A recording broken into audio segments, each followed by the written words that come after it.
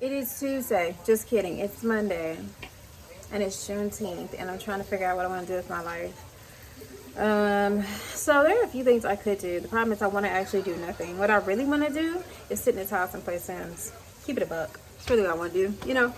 But I feel obligated to go outside because it's 90 degrees. It's a holiday. And I feel like I should be out. So I'm about to take a shower. I just don't know what to wear. I was gonna wear shorts, but now I'm like, maybe I should wear a dress because it's easier, but I think I'm gonna wear shorts. So I had big plans to go to the beach. Like, that was a real thing. I said I was gonna go to the beach. Like, I literally said that. Like, I washed my beach blanket and everything. Like, go to the beach. And then I thought about it and I'm like, I don't know, because the beach is an hour and a half away. So I'm like, yeah, do I really want to drive an hour and a half to the beach? Like the fake beach at that? And then I'm like, I don't know. Well, okay, well, let's go to DC. And I'm like, okay, do I really want to drive an hour to DC? You know? So I don't really know what I'm gonna do. I really don't know, you guys. Don't really want to go anywhere, to be honest. I just want to physically be outside, but I don't want to actually have to drive a distance to enjoy the environment. I don't know. So I don't know. I'm just literally gonna take a shower and see what happens, because yeah, I don't know. So we'll see what happens. But first, I have to figure out what I want to wear. Okay, so here's my fit for today. Just a little crop top, little, you know, little shorts. These are actually really appropriate length shorts. I can wear these to work. Yay. Okay. But yeah, this is what I'm gonna wear today. Still don't know where I'm gonna go, so let's just go figure it out. Get ready to go.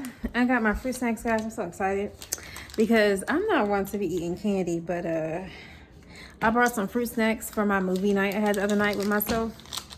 Cause you know when you go to the movies, they give you popcorn and they give you some little fruit snacks. I don't know. I've been getting a little kitty box. That's what they give me. Okay. You guys, the sun is trying to disappear on me, and I'm just like, what the heck? Oh, that's pretty. Oh, can I take a picture? Let's go. I'm thinking about going to the Rio. Yeah, it's this little, I don't even know what you call it. It's like a it's a plaza in Gaithersburg. It's a plaza in Gaithersburg. With a nice, it's like a boardwalk plaza in Gaithersburg. It's really cute, but the weather isn't giving, so I don't know what's happening. Like, it was nice and hot and beautiful, and now the sun's kind of behind the clouds, and it makes me feel like it's gonna be a cloudy day. And if it's gonna be a cloudy day, that sounds like I need to just go in the house, play some Sims, watch some Steve Harvey show, relax. That's what it's, you know. But we'll see. But I think I'm gonna go there. So let me get to going.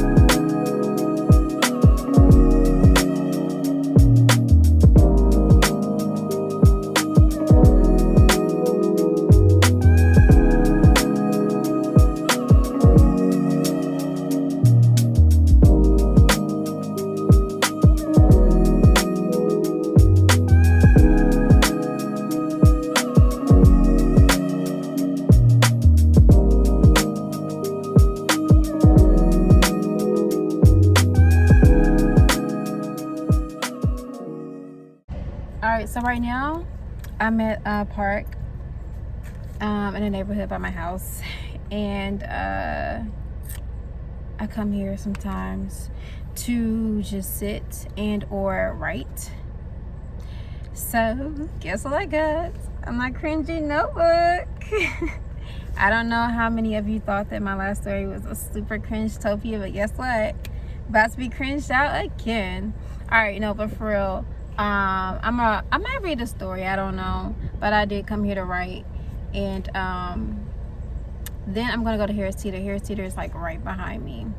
I'm gonna go to Harris Teeter and get these chocolate chips. I forgot to get chocolate chips. Y'all go to Harris Teeter like every day. Like, I can't make this up. As the employees, like, I'm in Harris Teeter every single day.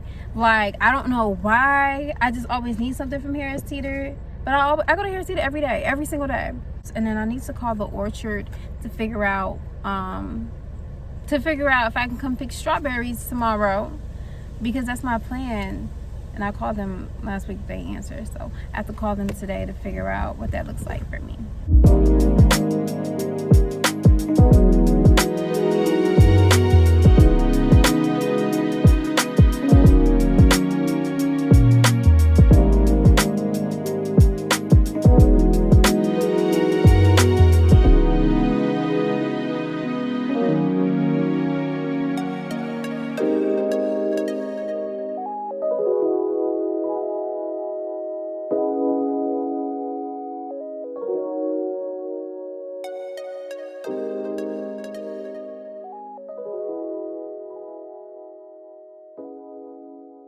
Alright guys, so I just wrote a story. I didn't plan on it, but whatever.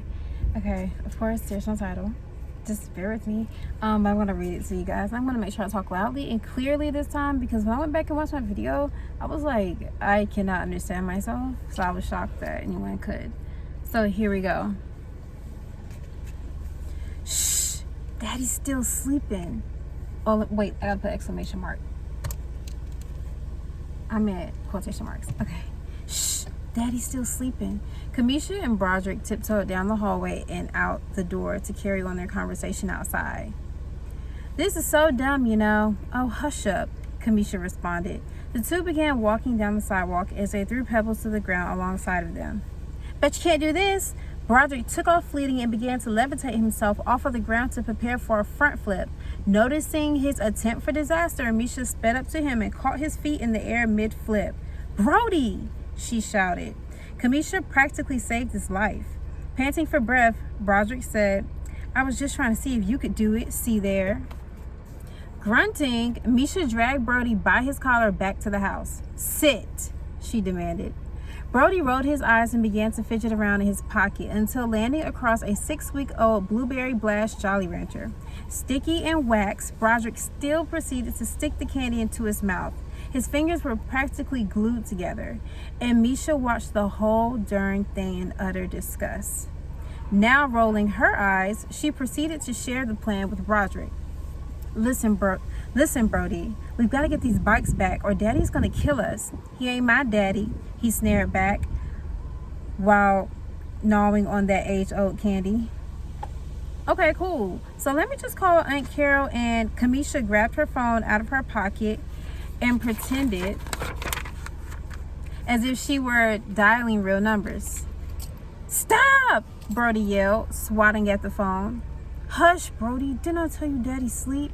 I'm not calling Aunt Carol, boy. Calm down. Now listen. Misha, it's your fault, not mine. Leave me alone. No, it's not. Yes, it is. Your daddy told you to make sure you tie up the bikes every time. But you're the one talking about we'll be right back. Then poof, the bikes are gone, man. Kamisha felt defeated.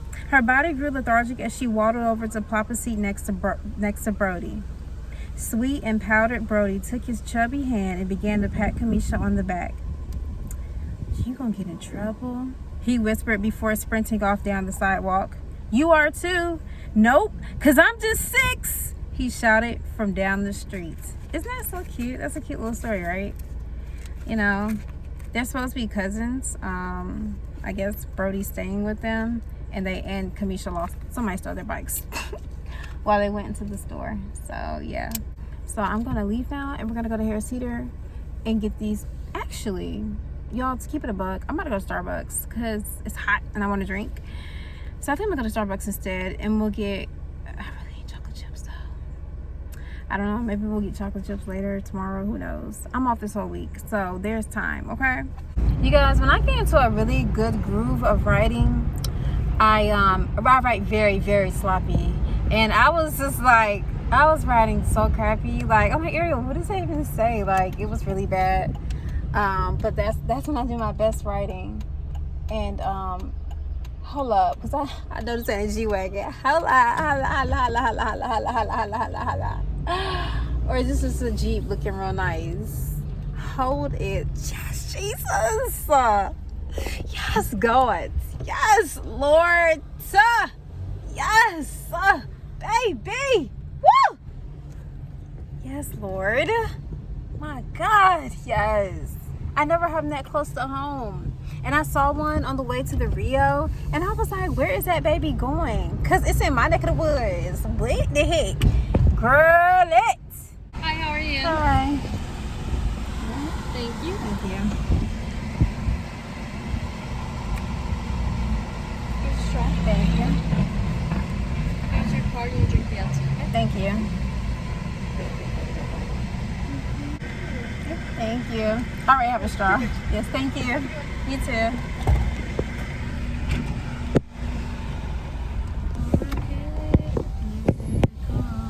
All right, let me get my life together. Oh, wait, can I go though? Because if I can go, I need to go now. I got a vanilla bean frap. So, yeah.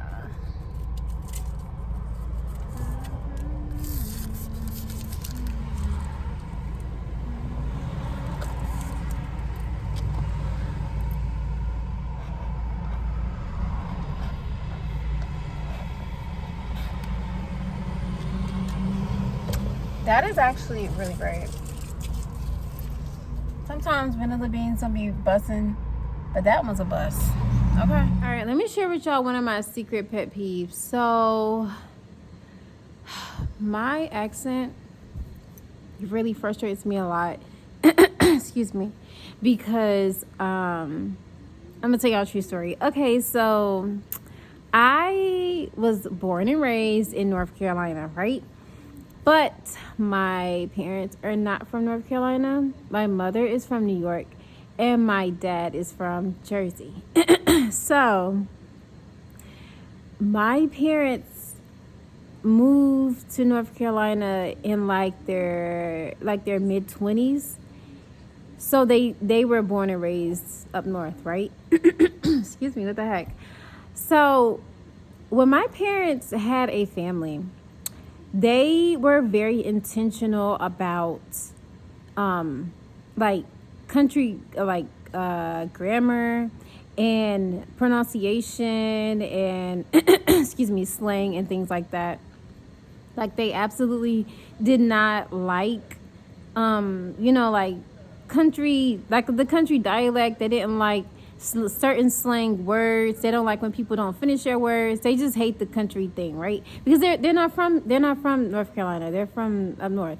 So they were real adamant on me and my siblings about saying certain words a certain way. And if we would say it in a way that was just like really, really country, my mother would quickly correct us and be like, no, that's not how you say that word. So we just couldn't say certain things in the certain way. We just certain words we had to say a certain way. So I guess I was really the only one to listen to my parents, but I listened to my parents. And so by the time I was a teenager, I really did not sound like I was from North Carolina because I was raised in a household with northern parents, and they taught me to talk well, and they taught me to talk proper, and they taught me to talk without the country dialect. So people were very confused when I was a teenager about why I would sound different and not sound like I'm from North Carolina at all. So I also realized it has a lot to do with my influences. So my sister does not sound like me. She had a lot of friends though. So I guess she started to take on like the dialect because she would hear that more often. Whereas I did not have like any friends at all. I had one friend growing up really, and like she's from North Carolina, so she's country.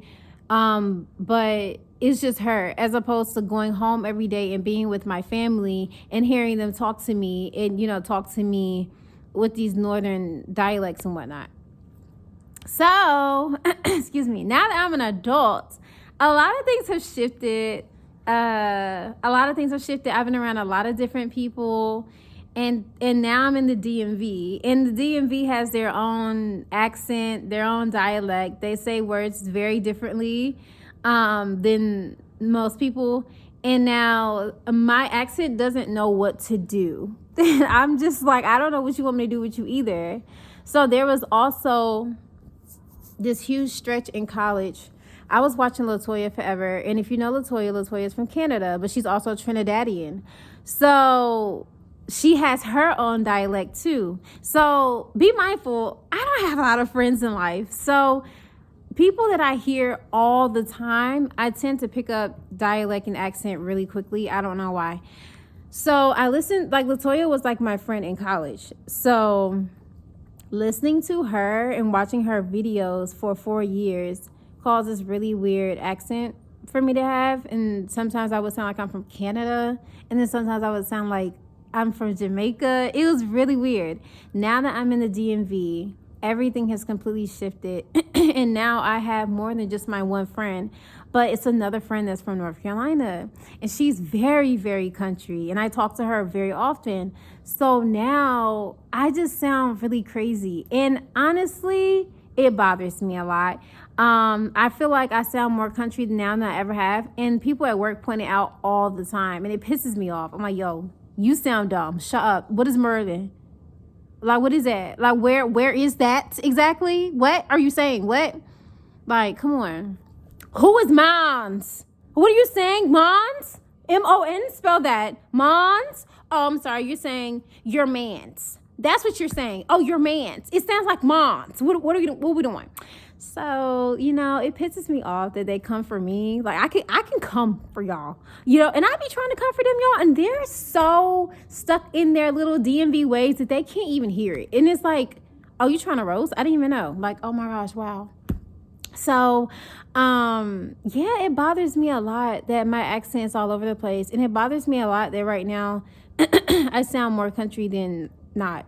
And I was like, you know what, Ariel, embrace it, girl. You're a country bumpkin. You're from North Carolina. It's all right, girl. No, it's not all right. I tried to embrace it, y'all, and then I speak to my mother, and it's just like, yeah, no, like, I'm not repping her well. Like, this is not what my mother taught me. And I just feel so bad. And I don't know. I just feel like my accent has been very unique. And that's like a part of home for me. That's a part of my little culture. That's a part of what makes me me. Like, just it's a part of like how I was raised. It's a part of everything. So for my accent to like fall into this weird North Carolina accent pisses me off, bro. Because it's like it takes away from my special little identity. It just makes me a basic North Carolinian. And it's like, that's not the truth. Like, I'm from North Carolina, but like with my parents being from up north, things were different in the house. Everything wasn't the same. Like, I didn't grow up like really country like my friends, like just certain foods we ate and certain things we did and the way we kept the house, like everything wasn't like other people because they're not from North Carolina. So they didn't raise us like we were country bumpkin children. So for me to lose my accent is like, dang, like I'm losing some of my identity. I got to hold on to that crap. So I started watching Aaliyah J, and I was making it a thing to watch one of her videos like every day. Totally fell off with that. But my accent was coming back a little bit, but now I feel like it's sliding back into the way super country, and it just pisses me off. So like when I go back and watch videos like this and I listen to it, I'm like, girl, you sound bad. Like, get it together. So like now, like while I'm making this portion of the video, I'm being very intentional about how I'm talking. I'm making sure I'm talking loudly. I'm talking clearly. I'm pronunciating all of my words because I'm trying to get my speech back. You know what I'm saying? I'm trying to really get my lips and my tongue back in the notion of saying certain words the way that I'm supposed to say them. You know what I'm saying?